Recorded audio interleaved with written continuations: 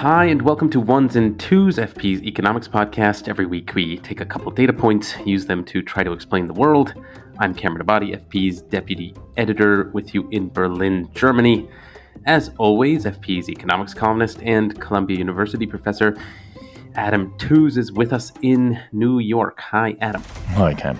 So, 2 data points. As I mentioned, in the second half of the show, we're going to be talking about the economics of pumpkin spice, the famous mixture of spices that are used in Starbucks drinks, famously, but more generally in pumpkin pies, and we'll talk some about pumpkins as well.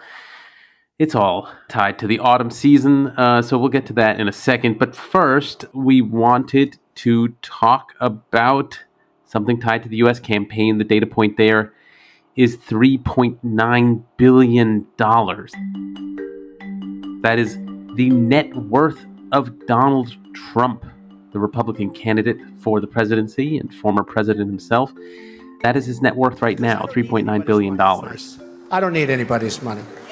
I'm using my own money. I'm not using the lobbyists. I'm not using donors. I don't care. I'm really rich. I'll show you that in a second. And by the way, I'm not even saying that in a braggadocio. That's the kind of mindset. Of course, Trump came to fame as a real estate developer and then as a reality television star. But since he's been president, his economic life has changed in various ways, in ways that would probably affect any future presidency of his. He's a social media executive. He's gotten into cryptocurrency. And of course, he has all sorts of ties now to international financiers that we thought we'd discuss. So the current state of the Trump business empire. So Adam, first off, I thought I'd ask, what sort of businessman is Trump at all at this point? I mean, I mentioned, his reputation as a real estate developer and then a kind of celebrity reality television star. But if we were to sort of look at his portfolio of businesses and what his net worth is comprised of at this point, I mean, what would we describe his business as being? And does that have any relationship to his own economic agenda that he's pushing? I mean, would he stand to benefit from this agenda of high tariffs and a weaker dollar in any way that we could tell? Yeah, it's a fascinating question. I mean, Trump's actual business position is obviously a matter of some controversy and debate and judicial investigation. You found us this great article in Forbes that tried to break it down, and they come to the conclusion, that Trump's net worth is about $3.9 billion. It's put together in a strange way, though, because a certain element of it, about $2.1 billion, is tangible assets that really can we can attach a serious value to. So he has about $1.1 billion worth of real estate native debt, owns a bunch of shares in skyscrapers and things like that. He has profitable golf clubs and then 2 big resorts, famously Mar-a-Lago, and then another one also in Florida, which are estimated in value to be about $1 billion. So that's really the hardcore. But then another 1.78 or so comes in the form of his ownership of this extraordinary, figment of the conservative imagination, which is this Truth Social, Trump media group, which really is not a functioning business, and yet is valued by folks that just like buying the Trump meme, if you like. His share alone is worth $1.8 billion. On top of this, he has liabilities, legal liabilities, which are in the order of about $600 million, and he's a little short in cash in relation to those liabilities. There's no question, however, that if he disposed of some of his real estate assets, even if Truth Social was wiped out, if he disposed of some of his real estate assets, he would be able to cover his legal bills and he'd still be worth more than $1 billion. So by any, I think, reasonable estimation, Donald Trump is a billionaire. His international businesses are really the golf courses, mainly in Europe and in Britain notably, and they're loss-making. So he'd be in a way better off if he simply disposed of those. Those are his main international exposure. I mean, it's not obvious in other regards that Trump's, personally stands to benefit from his economic agenda in a straightforward way. The way it probably works is kickbacks in the form of the sale of condos in his apartment complexes. some of which have gone for notably high prices to folks who are quite open about the fact that they act as, business mediators, consultants, advisors, with highly placed contacts in American politics. And it's also clear that his family benefits from the Trump brand in really rather extensive ways. But it's, I think, not helpful to think of Trump's economic policy in the broader sense, tariffs, low dollar, and so on, as principally driven by his own personal hardcore of business dealings. Those are really a upmarket leisure brand and a bunch of real estate in downtown, urban areas. He's got some kind of, suburban stuff, but it's overwhelmingly New York, Chicago. So Trump's most recent business involvement is as a sort of partner, although exactly what role he's playing is a bit hard to tell, but he has some relationship with a new cryptocurrency exchange called World Liberty Financial. I mean, in some ways, it seems like one variant of other cryptocurrency businesses that we've talked about here before. But, a lot of speculation on this kind of inherently speculative asset.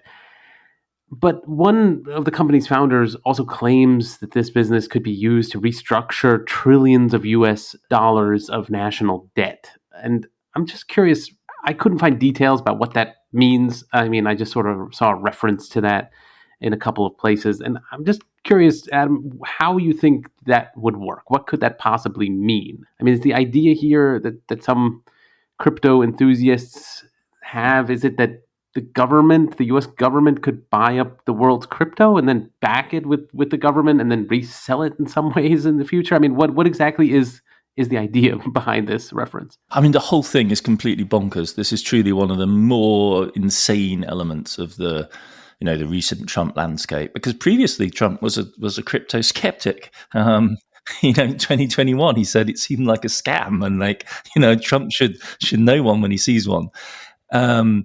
Apparently, he's fallen in with some developer types that like crypto.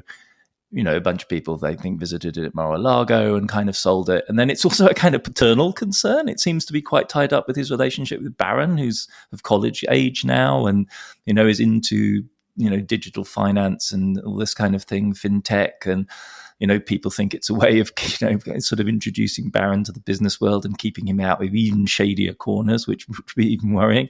I mean, the people he's in business with are no names in the crypto scene. These aren't serious players in the crypto space, and both of them have dubious track records of unpaid bills and totally unsavory businesses, which Trump has fallen in with. So that's kind of like par for the course. I mean, in some senses, it's as the Germans would say, selbstentlarvend, right? It exposes itself because on several occasions, not once but several occasions, Trump has said things like, what we're going to do is we're going to issue a crypto coin and then I'm going to pay off all the national debt, $35 trillion worth of it. And hey, presto, it'll all disappear in a cloud of smoke. And everyone in the room kind of gasps and then laughs. And the hilarious thing about this is that, at one level, that's the nature of fiat money. I mean, there was this moment when we've had debt standoffs in the US where people have talked about minting a platinum coin, which would effectively be a way of paying off the national debt, because the national debt is a paper obligation. Currency is an issue of the American government. You can indeed settle these obligations with one giant charity check. Of course, it would be profoundly destabilizing to the system of currency if you did that, which is why no one in their right mind would consider doing it except in extremis, which is what the debt fights sometimes produce in the US. So in a sense, Trump is saying the unspoken bit out loud. And the irony of him doing it in the Bitcoin space or the crypto space is that those folks are haunted by this, terrified by this, right? This is their nightmare, or at least they claim it's their nightmare. And the whole idea of notably Bitcoin is that it's not subject to that kind of risk because it's artificially constrained by the algorithm. It actually is going to get scarcer and scarcer, and you can't just conjure it into existence. The one that he's playing with is a little bit different because that's actually stable coin linked. So it's not like Bitcoin, as it were, a shrinking mass of crypto tokens. It's linked to the dollar. So it's sort of hanging in between insofar as we have any details on it. The whole thing is then further confused by the fact that at this big Nashville crypto shindig that they had earlier in the year, there was this idea launched of, this utterly insane idea of a national crypto reserve where the United States would buy with real dollars some fraction of the totally scarce amount of crypto tokens and would thereby establish itself as a powerhouse. And then I think the idea is that those appreciate in value relative to ordinary currency.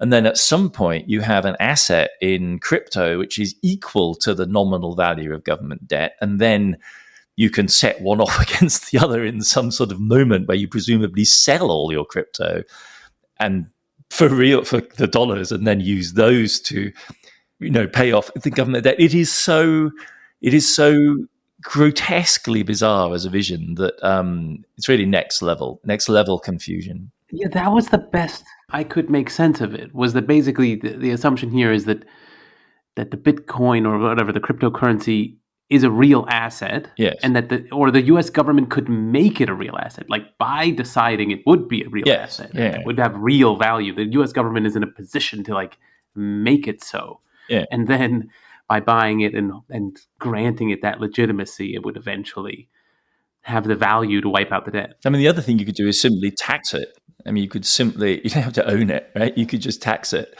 Obviously the people who issue this stuff would be only too happy for the government to buy it, except no, because when they started out, they were this quasi anarcho-capitalist group that would have nothing to do with government, right? So the idea that the federal government of the US is going to come in and create a reserve, it's a little bit similar to the silver buying schemes that operated for a large part of the 19th and into the 20th centuries, right? Where you essentially establish a sort of fixed price for a mining product. In this case, it would encourage the quote unquote mining of crypto, which is basically just burning fossil fuels to generate electricity to, do this mining, which is a sort of this weird metaphoric idea of what the generation of Bitcoins actually entails, which is solving these very complicated maths problems.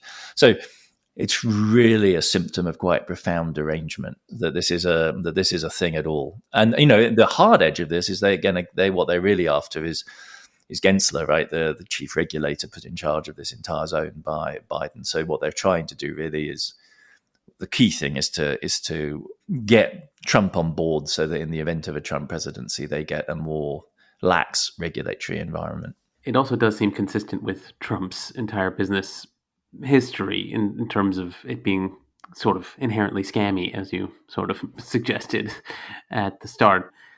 But to turn to the other big new business that Trump has, namely the Truth social media company that has made Trump even more of a billionaire, or made him a billionaire, in fact, based on its valuation. I guess just to return to the question you sort of touched on, why is this company worth as much as it is? He has a big stock position in it, but it seems to have such a small user base. It seems to have very little advertising. So what accounts for the valuation at all? It's completely insane. I mean, this is truly another freaky element up there with the crypto stuff. The more you dig into this, the weirder the whole thing gets. So this is notionally, the anti-woke Trump platform.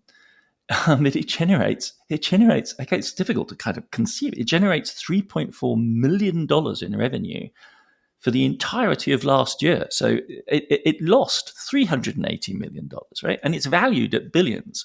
So in relation to revenue, it's valued at a ratio of 1,400. That's the factor of multiplication from turnover to valuation. If Meta or something like that was valued in those terms, it would be worth, according to one estimate, $150 trillion instead of $1.3 trillion.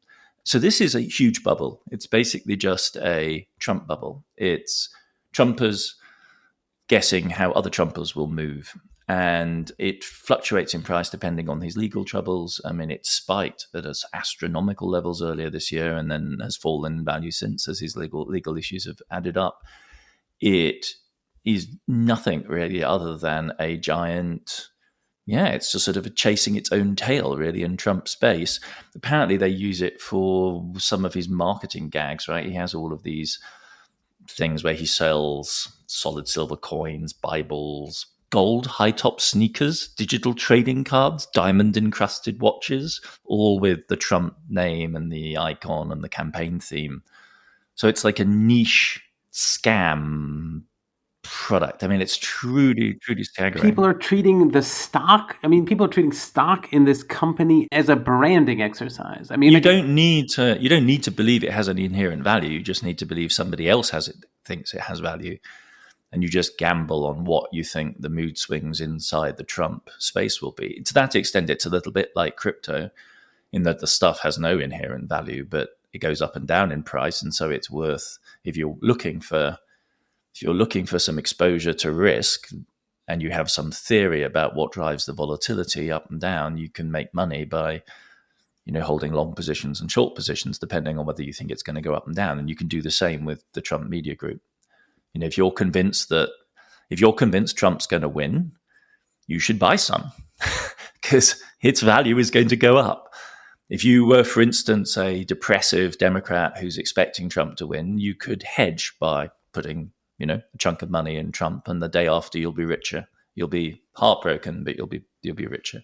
The astonishing thing is you can make these kind of gambles, right? So normally this would be seen as a massive conflict of interest. How can you have a political system so deeply entangled with a personal brand, so deeply entangled with essentially in a business whose only value is selling these tokens in this case like watches or non-fungible tokens with Donald Trump in bodybuilder poses, which are apparently popular. But yes, you could, I think, basically hedge against the outcome of the election by buying into this. So I want to broaden the scope a bit to talk about how Trump's family has also seen their businesses change since Trump's presidency. Specifically, Jared Kushner, who is Trump's son-in-law, married to his daughter, Ivanka Trump.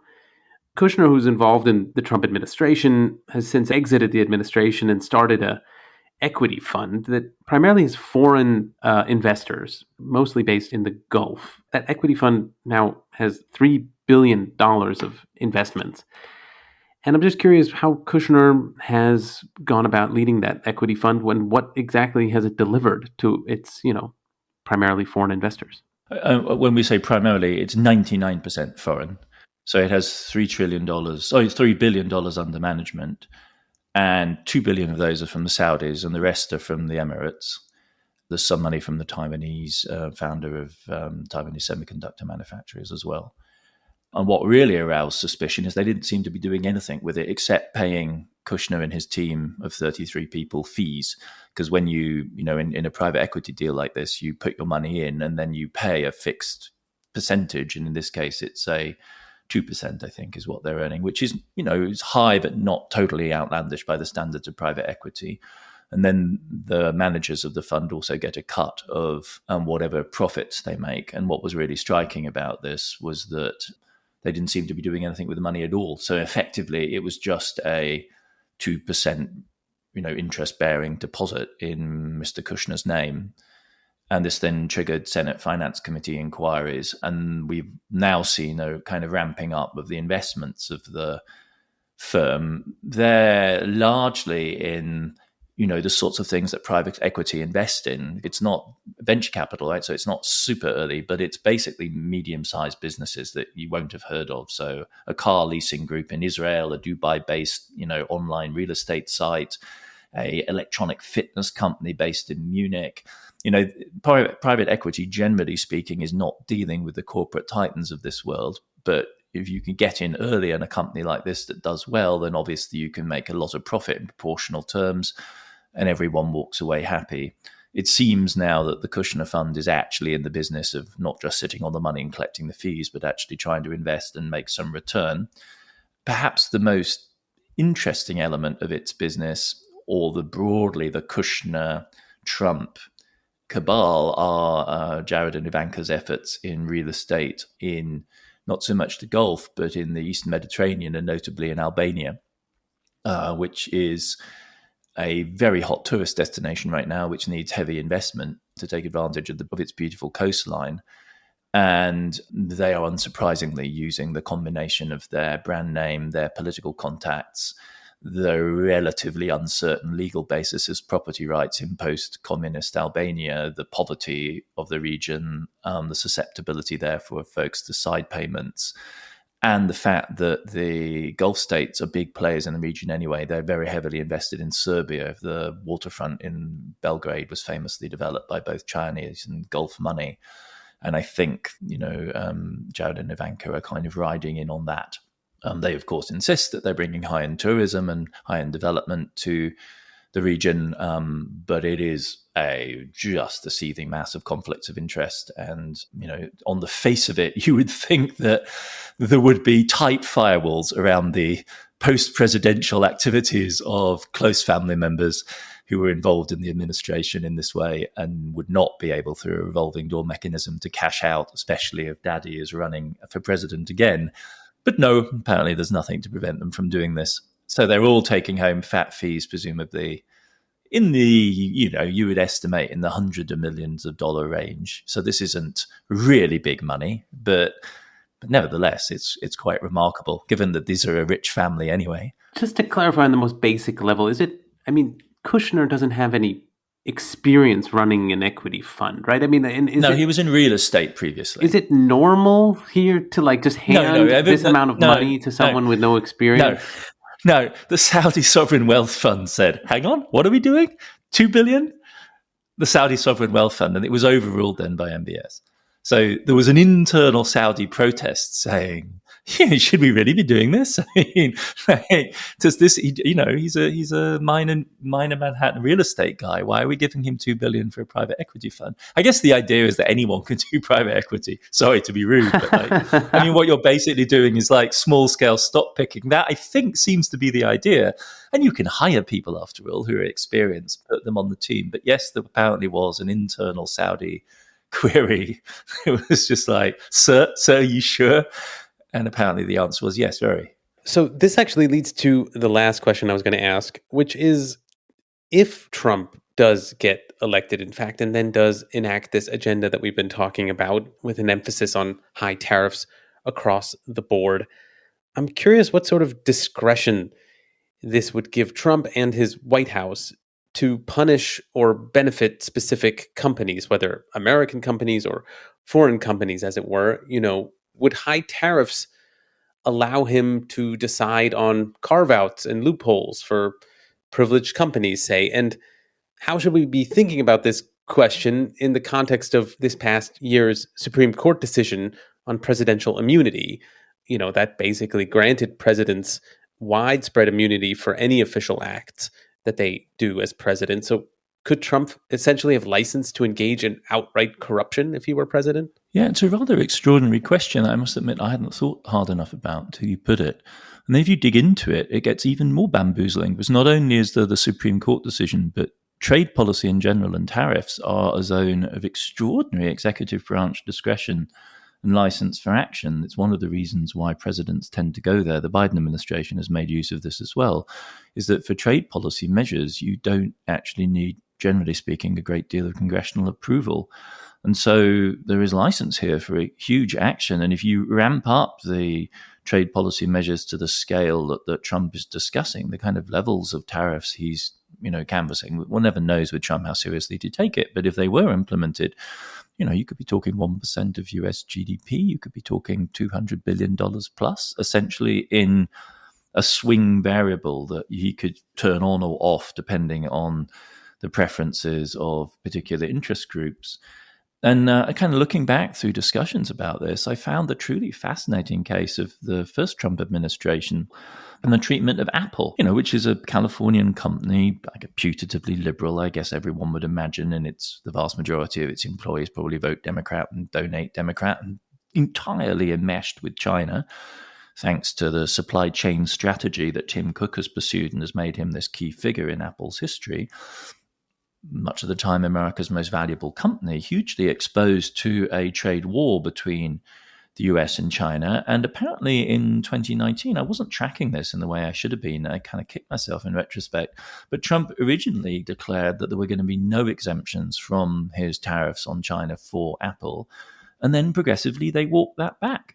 So by September 2019, Apple was winning limited exemptions for its supply chain business with China. Then in December, there's the trade deal with China Phase 1, which exempted the iPhone. And then in March 2020, apparently Apple won exemptions for Apple Watches.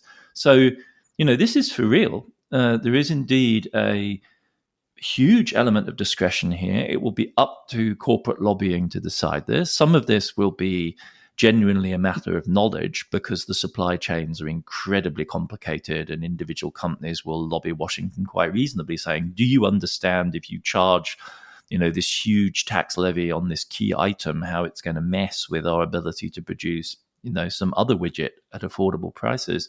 But there are also going to just be flat out cases of very, very powerful, the most powerful corporate interests in the US twisting arms to gain exemptions. Of course, they're going to say it's a victimless crime because what you're saying is, we would like exemption from your crazy protectionism. But because it skews the playing field, some actors will gain this relief and others not. And that's where the inequity comes in. And that's where, indeed, the scope for a whole variety of manipulation and influencing, comes to the fore. It's one of the reasons why hardcore liberals, all the way back to Adam Smith, in the 18th century have been critics of this kind of regime of economic policy. It's not just that it's inefficient in a general sense of interfering with the matching of supply and demand, but it also opens up avenues for corruption and insider dealing. So no political constraints and now no legal constraints on corruption, essentially, and plenty of opportunity with high tariffs. So I suppose we'll see how this turns out. If there is another Trump administration, we'll know that in a few weeks. But first, we'll take a break here and come back to talk about pumpkin spice.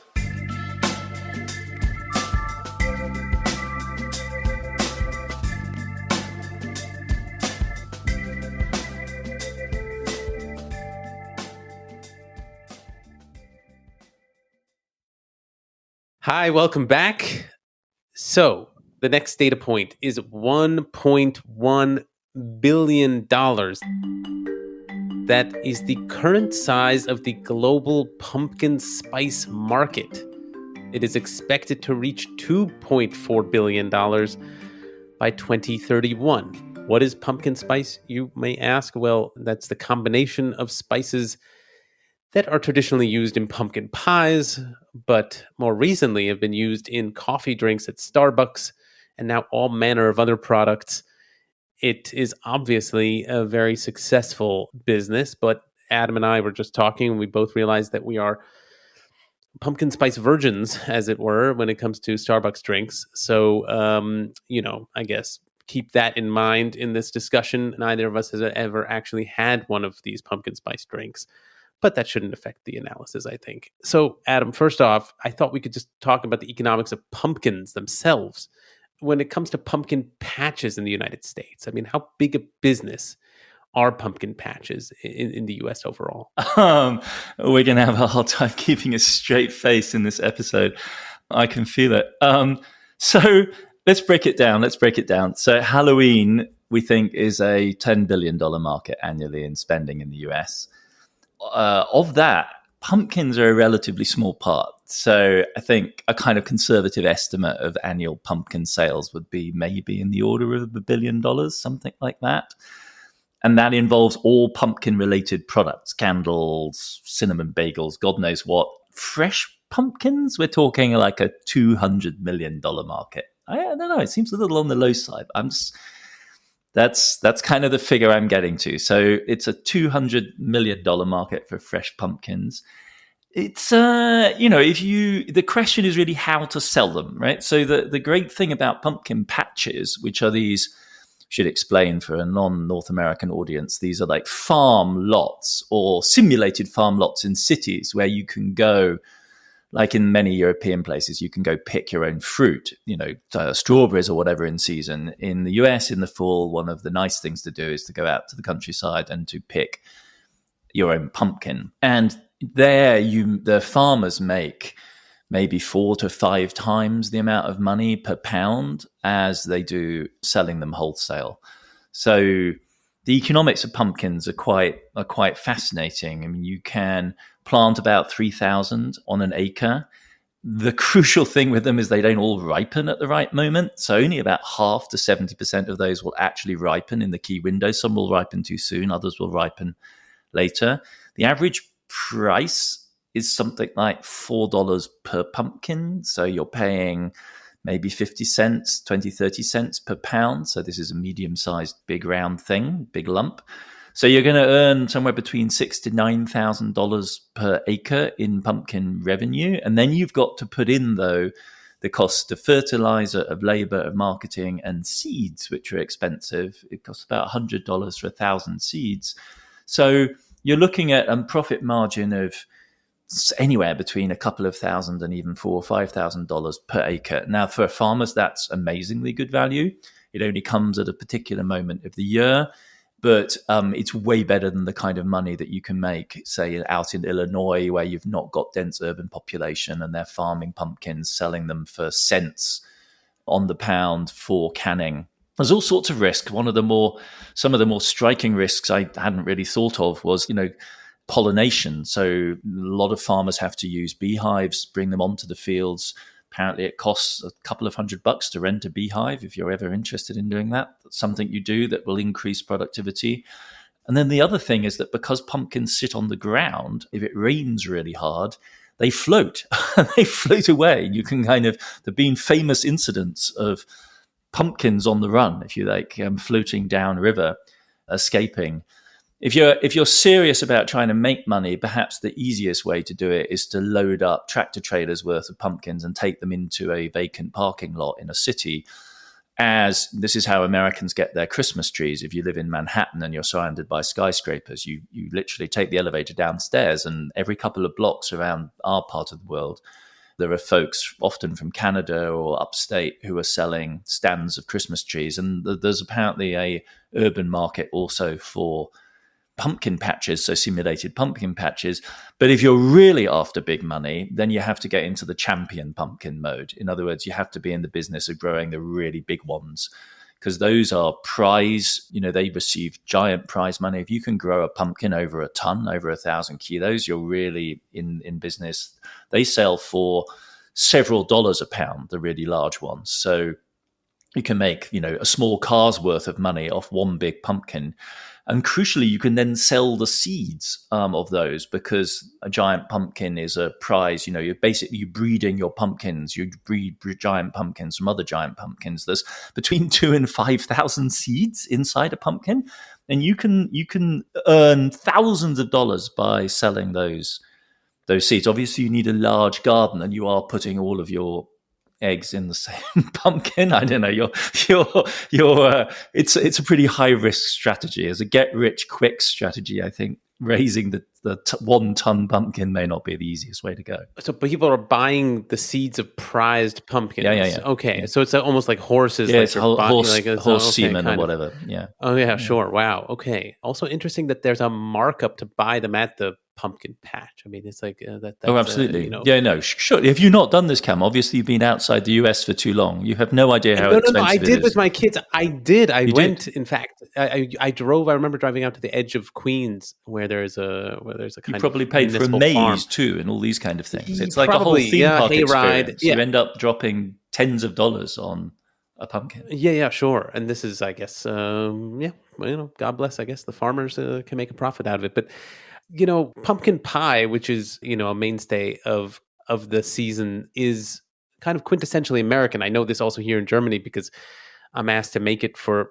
my kids' classrooms at Thanksgiving, and there's always this kind of huge interest. In German, pumpkin, the word for pumpkin is the same as just squash, so it's called squash pie, and people are always very curious about it. But it also strikes me that pumpkin pie is could be a story of globalization in some way. Maybe they're indigenous to the US, but all the spices that go into it, whether it's cinnamon, nutmeg, I guess those are more far flung in origin. But yeah, what is the story behind pumpkin pie? How old is it, and when did the West exactly have access to all these spices that go into it? So the pumpkin was imported to Europe as a new vegetable. And so the English colonists that settled New England, which is the home of pumpkin pie culture in the United States, came with the knowledge. So they were making pumpkin pies in England before they arrived in the United States. So they didn't need to be taught by the Wampanoag how to make pumpkin pies. The main ingredient that really gives pumpkin pie its distinctive flavor is molasses, and that came out of the triangular trade with the sugar colonies, where New England played a distilling role, right? This is where the rum is made and the molasses are produced. And so that's a late 18th century thing. But the pumpkin pies that the English settlers would have brought in the 16 and early 1700s are not the kind of pumpkin pie that we associate with the US today, because they were kind of layers of pumpkin and apple. They sound quite tasty. They were flavored with rosemary, marjoram, thyme. So they're more like a sort of sweet savory vegetable coulis, would that be called in French? I think maybe like layers of veggies.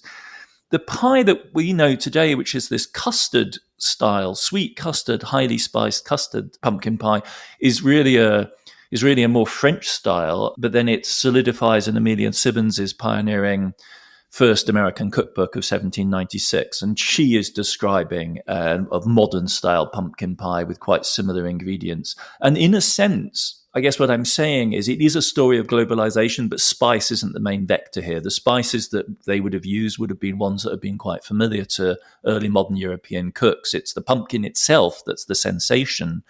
And then over the course of the 18th century, it's French cooking styles which create these custards, which then become popular on the American side.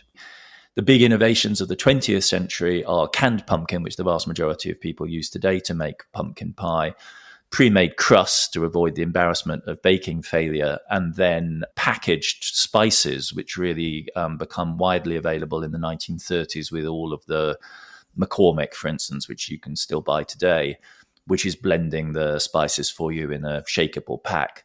And so it's a story really of the industrialization of a product of Anglo-French American food synthesis of the 18th century, which has become standardized. And by the 60s, you can buy them pre-frozen.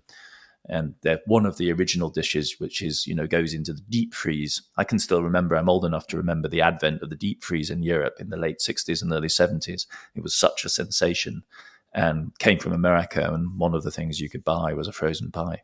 Yeah, I'm obliged to sort of do it the pre-industrial way because you can't find canned pumpkin even here. So I actually have to go back to baking pumpkins and then, emulsifying them and actually going back to probably the original version of this. But to turn to an even more recent invention, namely the pumpkin spice latte. So this about 20 years ago, Starbucks invented this product, and I'm curious how the pumpkin spice latte has affected the business of Starbucks, both in terms of sales in any given year, but also in terms of the overall business since the drink was originally introduced. Well, it's a sort of a legend in Starbucks circles. It came out of a product of their equivalent of Skunk Works. It's the Liquid Lab, apparently they have in Seattle, where they sat around in 2003 and were thinking about flavored coffees. They'd had quite a lot of success in the early 2000s with a variety of flavored options.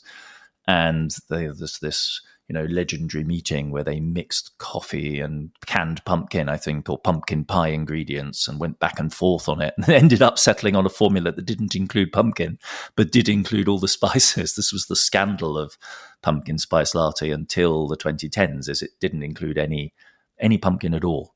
It was all just the spice flavor. It grew very rapidly until by the anniversary in 2013, people were totting up the sales and they thought they'd sold about 200 million altogether. So that would be at $5 to $6 a coffee. That would be about 1.2 billion, something like that. Now, the claimed revenue per annum for pumpkin spice products for Starbucks is about $400 to $500 million a year. So that's obviously a lot of money, but if you place it into Starbucks' overall turnover, it's back in perspective, really, because Starbucks' revenue is $36 billion a year, give or take. And so this is a relatively small item. I mean, so per quarter in the US in the fall, the Starbucks will sell about $7 billion worth of goods and services. And if it's making, say, for sake of argument, 500 million on pumpkin spice latte, it's less than 10% of its revenue in that one quarter, and it's a highly seasonal product. So it's significant, and it's indicative of, Starbucks' ability to shape an entire kind of bandwidth repertoire of flavor.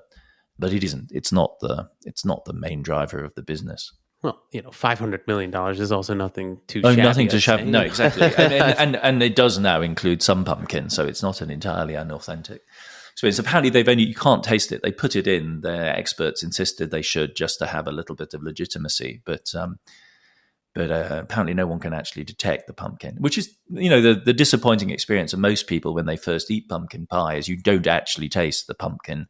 If you were to, chow down on a pumpkin, it's not terribly flavorful. You have to add all the other flavors, or nutmeg and so on. It's not that different from squash, which is also quite low on flavor. Yeah, it's essentially a canvas to be overwhelmed by spices, essentially.